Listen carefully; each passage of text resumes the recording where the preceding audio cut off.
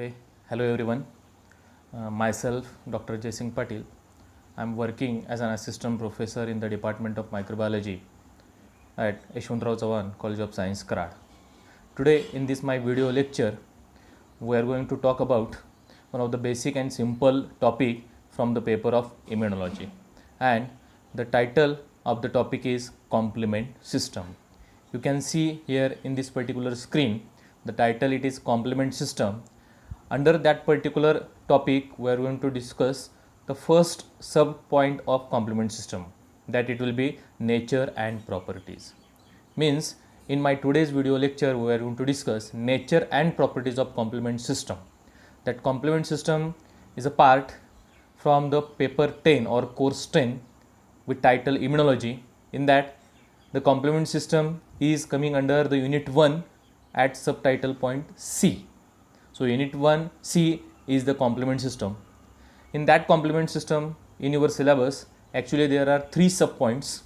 The first, that it is nature and properties of complement system, that we actually are going to discuss today. Then after there will be activation of complement components, and the last part is the biological consequence of complement system. So these are the 3 points that we have to discuss, or we are going to discuss under the main title complement system. In today's lecture, I have said already that we will discuss only nature and properties of complement system. What is complement system? What is its nature, and what are the different properties of the complement system it includes?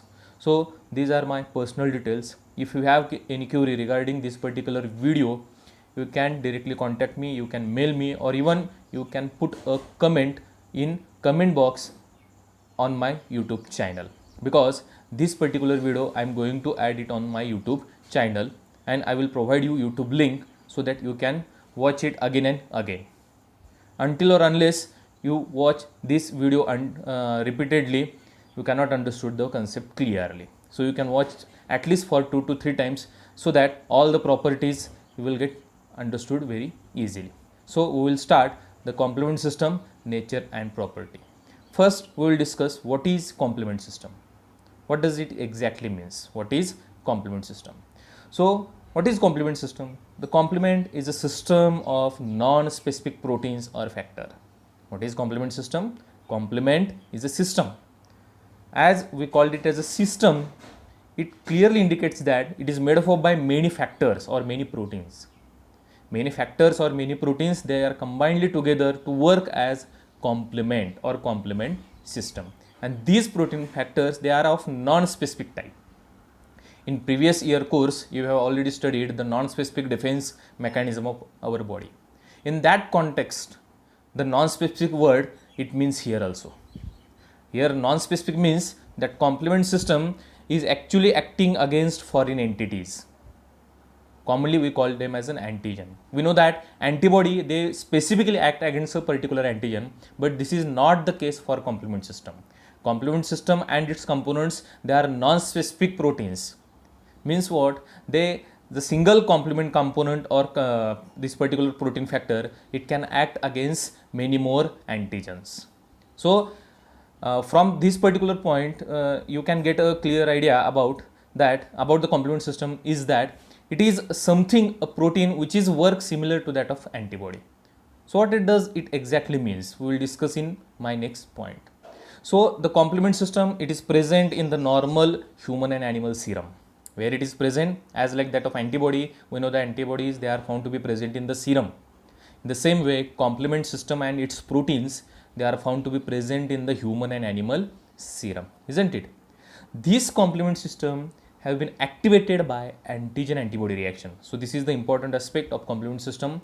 Normally complement system which is present in our body in inactive form, but whenever there is any antigen antibody reactions taking place into our body, that antigen antibody interaction or reaction will stimulate the activation of complement system.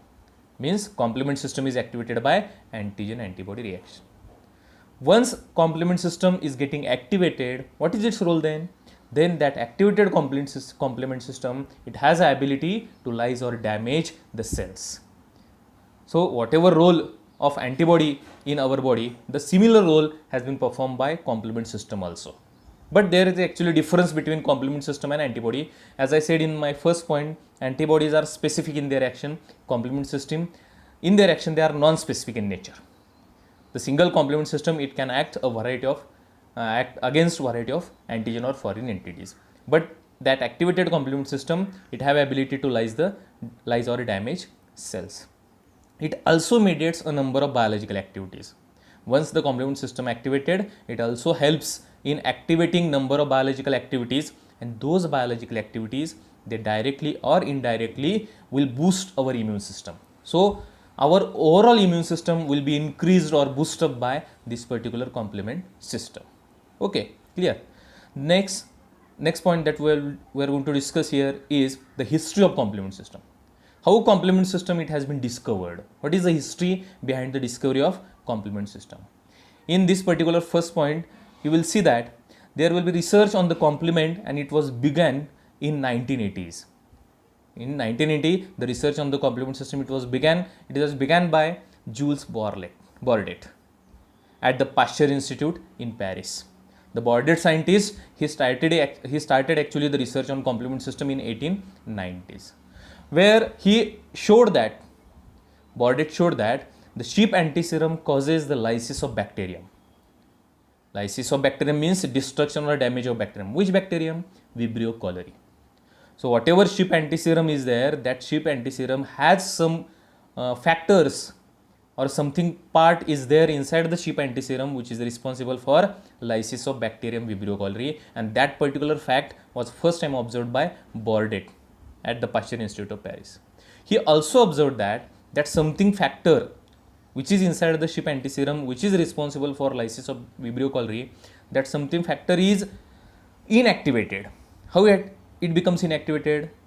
He also observed that the heating of the antiserum destroyed the bacteriolytic activity. Means due to the heating, the lysis effect of that particular something factor has been destroyed due to the heating. Means whatever factor which is present in the antiserum of the sheep, that is heat sensitive because it is getting destroyed due to the heating. And how we can say it is destroyed? Because bacteriolytic activity was absent in heated antiserum. In heated antiserum, we don't observe bacteriolytic activity. It clearly indicates that due to the heating, the activity of that particular factor will be destroyed. Okay, this means that bacteriolytic factor is heat labile or sensitive to the heat, as I said earlier. This indicates that factor which is present in the sheep antiserum, it is heat labile or it is sensitive to the heat, and Bordet called this something as an alexin.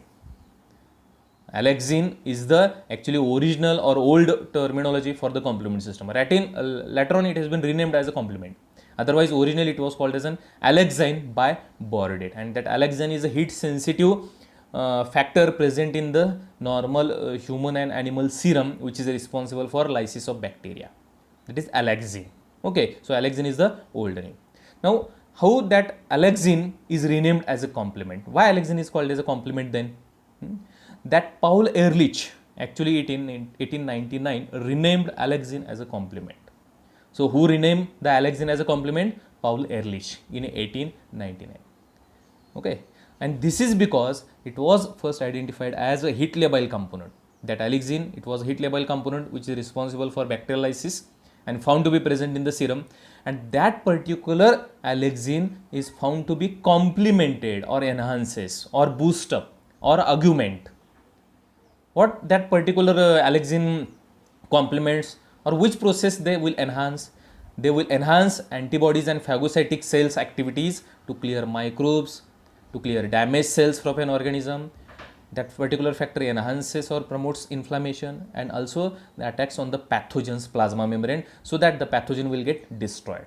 So whatever alexin is found to be present in the serum, that alexin is found to be enhancing all these activities. They complemented all these activities, and therefore that alexin has been renamed as an complement by Paul Ehrlich, isn't it? That complement has been renamed, alexin is renamed as a complement. So the activity of complement, it can be best illustrated by using following animation, where we can say that the complement, they indirectly helps the antibody's function. What is the antibody function? Antibody, whenever they will bind to the antigen, they will destroy them. they will damage the pathogen, and this function of antibody is complemented or helped or enhanced by alexin, and therefore alexin was renamed as a complement. So it can be illustrated like this. You can see in this particular animation there will be an antigen, and that antigen is saying, or pathogen is saying that, oh no, I am being complemented. You can see here in this particular diagram or animation rather, that antigen to which antibody first will bind, and to that antibody then there will be the binding of complement component. You can see in this animation C1q. What is that C1q? C1q is the exact part, it is exactly a complement component, and that complement component, it will bind to the antibody, and both complement antibody, they togetherly will damage or destroy the pathogen. So for the antibody, these complement components, they act as a helper molecules, isn't it? They will act as a helper molecule, and that is why they are called as a complement, because they enhances the activity of antibody and they help the antibody in destroying the foreign pathogen, isn't it? Now you can get a clear idea regarding the complement system. Then next we will discuss nature and properties of the complement. One by one we are going to discuss the nature and properties of complement. That is actually the first point of from your syllabus. Until now we have discussed about the introduction, history and background of complement system. Now we will discuss one by one nature and properties of complement. So what is the first property of complement? The complement is present, as I said earlier, it is present in the serum of all the animals, including mammals especially, and in also other animals like birds, amphibians and fishes. Means complement proteins, they are present in the mammals as well as in other animals, including birds, amphibians and fish. So this is the property. Second, as I said earlier, complement is a non-specific serological. It is non-specific in its action. It is non-specific serological reagent where complement, they can be transferred from one species to the another species.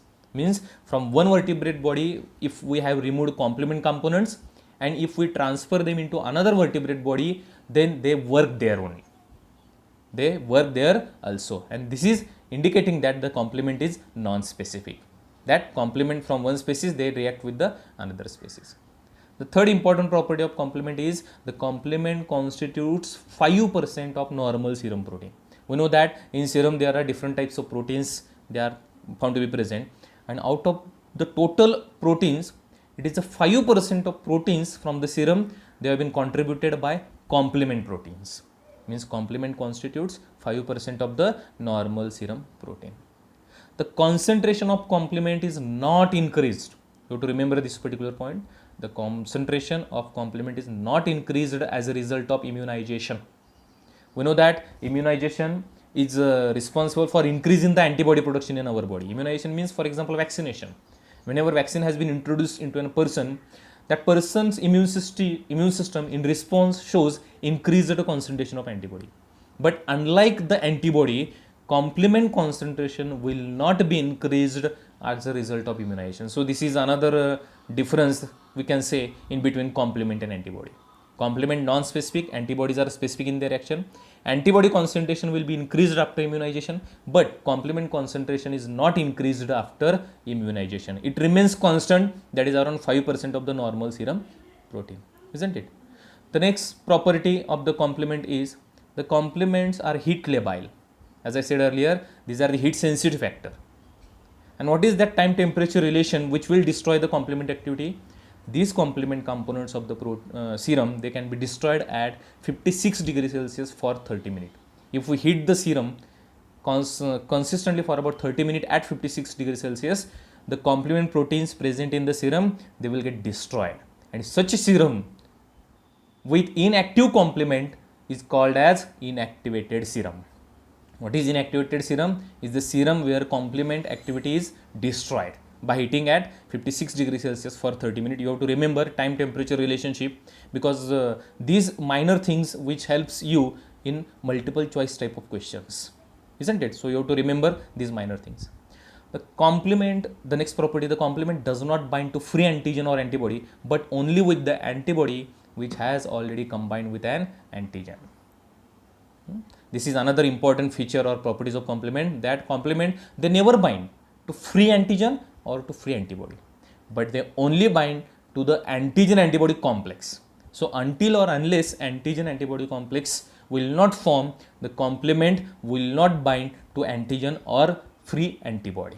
So there will be antigen antibody complex formation is must for complement binding.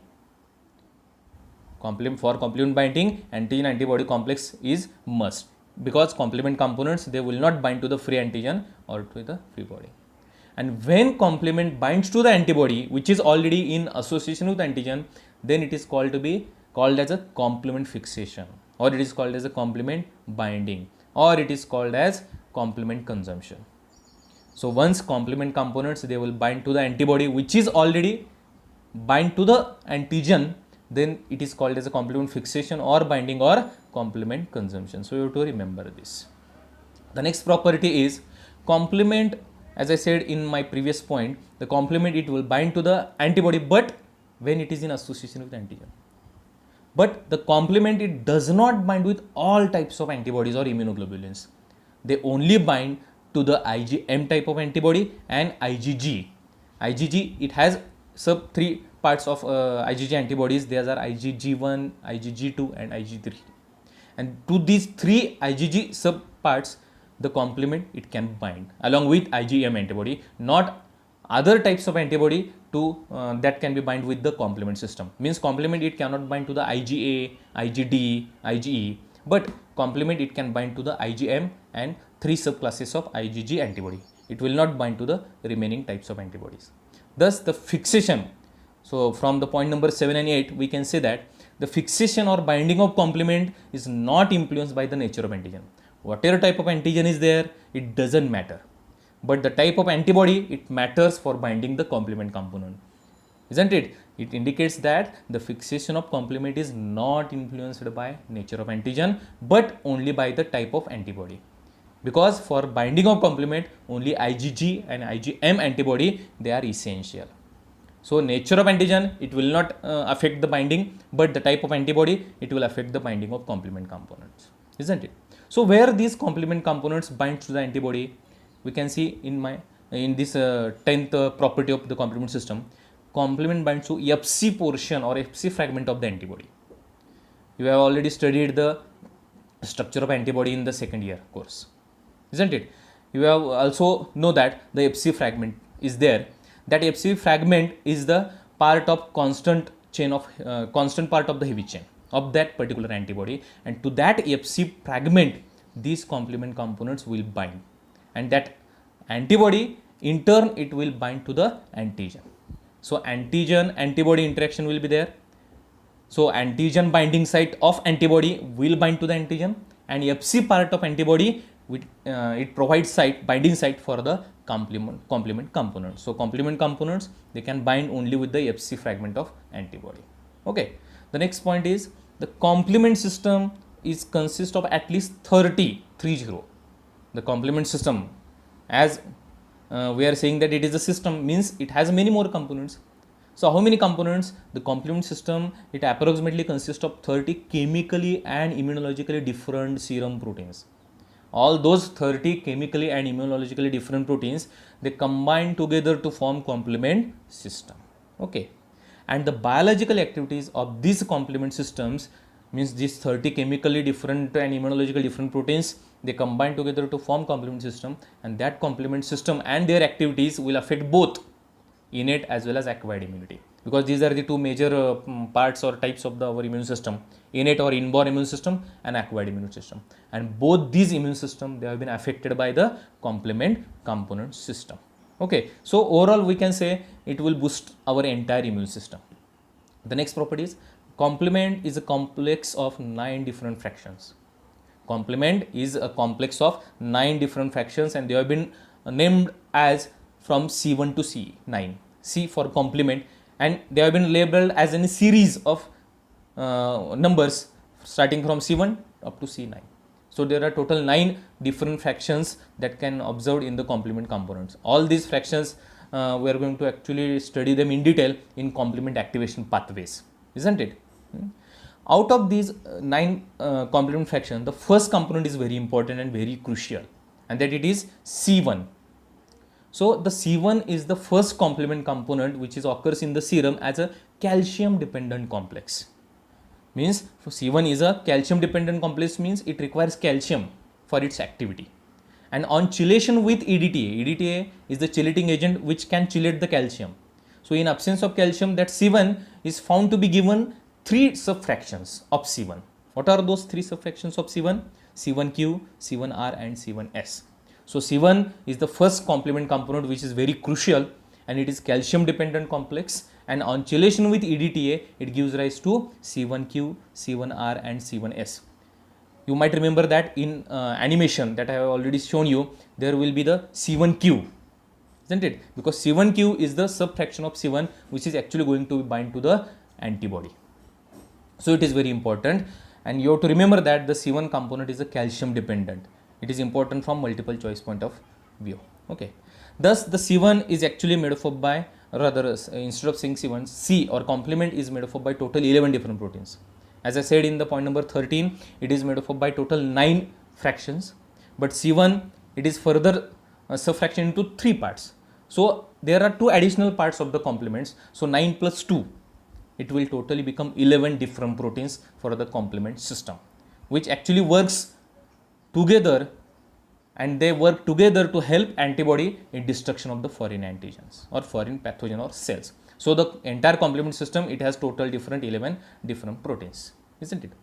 The complement components, as I said earlier, they are normally present in the body in an inactive form, and they are activated due to the antigen antibody combination only. None of the free antigen or free antibody is responsible for activity of complement component, isn't it? So this is important property. So how complement components, they have been activated once antigen antibody complex is formed?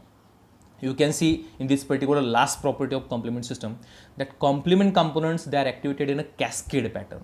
So what is that cascade? Cascade is very important terminology. Actually during the activation of complement components in classical and alternative pathway, you can understood very easily about this cascade pattern. What is that cascade pattern exactly is, isn't it? But literally the cascade means it is a series of reaction. As I said earlier, complement activation, it involves series of sequential reactions. C1 to C9, total 11 fractions are there, and each and every fraction will be activated sequentially in a cascade manner. So complement activation takes place in a cascade pattern manner. And what is that cascade? It is a series of reaction in which preceding means previous, preceding means previous component which acts as an enzyme and acts on the succeeding means next component. Means previous complement component is acting as an enzyme and acting on the next complement component and further activates them by cleaving them into dissimilar fragments, isn't it? For example, just for example, C1 and C2, these are the sequential, where C1 is preceding, C2 is succeeding, where C1 is acting as an enzyme and they will act on the C2, and C2 will be cleaved into 2 dissimilar fragments. One of the dissimilar fragment is very important for biological consequences. We can see it in the last point, because all the dissimilar fragments which are produced during the activation of complement components, all those fragments, they contribute for different types of biological reactions in our body, which directly or indirectly helps in boosting up our immunity. So these dissimilar fragment, one fragment is responsible for biological activity and another fragment is further acting as an enzyme to act on the next component. So once one component is getting activated, it will activate the next component, the next component will activating the next component, and the series of reaction, they have been taking place during the complement. And this particular activation pattern is called as complement cascade activation pattern. So what is that cascade? I think this is enough for understanding the cascade pattern.